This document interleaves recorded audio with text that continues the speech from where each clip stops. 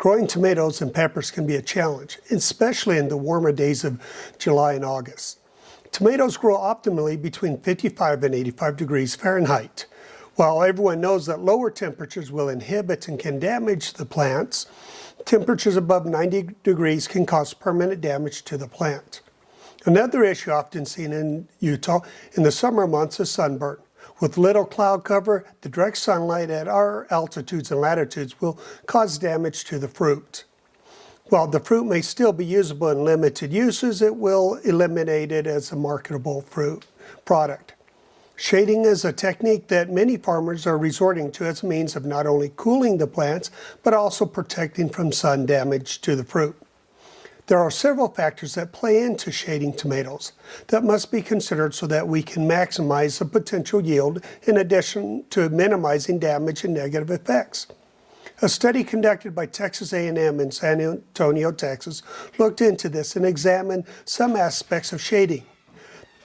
This study was conducted to examine the benefits and limitations of shading tomato pepper plants. In the study, the researchers looked at several factors: the intensity of light reaching the plant, temperatures of the plant, the soil, and ambient temperatures around the plant. The researchers selected celebrity tomatoes and sweet banana peppers for their study. They were grown in a raised box 5 feet by 20 feet, amended with manure and slow-release fertilizers. For the study, the researchers chose to utilize a 50% shade cloth as well as a 70% shade cloth. The weekly yield for each of these plants was measured, as well as the size of the plants, height and width, were taken throughout the study. However, the measuring of the tomatoes ceased in July as the plants began to overlap in their growth.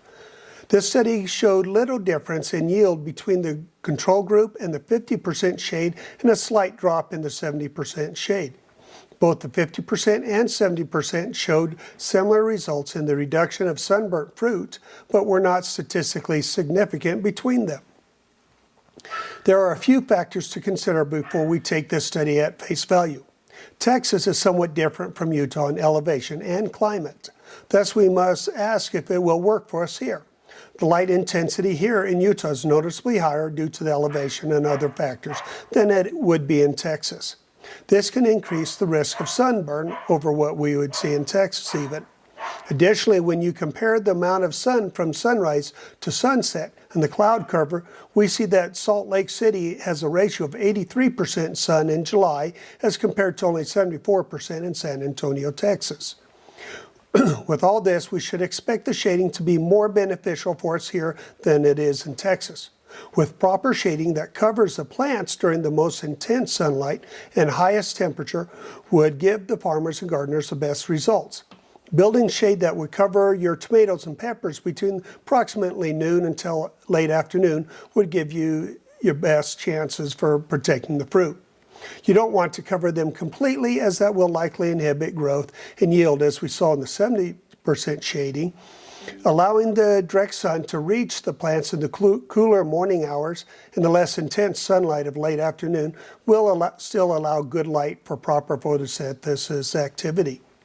Farmers and gardeners should wait until early to mid-June to place the shade, looking for times that the temperatures are pushing to the mid-80s, as well as considering the intensity of the light as we reach a summer solstice. The study does quote other similar studies that are worth noting. These studies have been conducted mostly in the Mediterranean region or climate, yet all show similar results. Most of their studies have used shade cloth that is varying degrees between or up to 50%.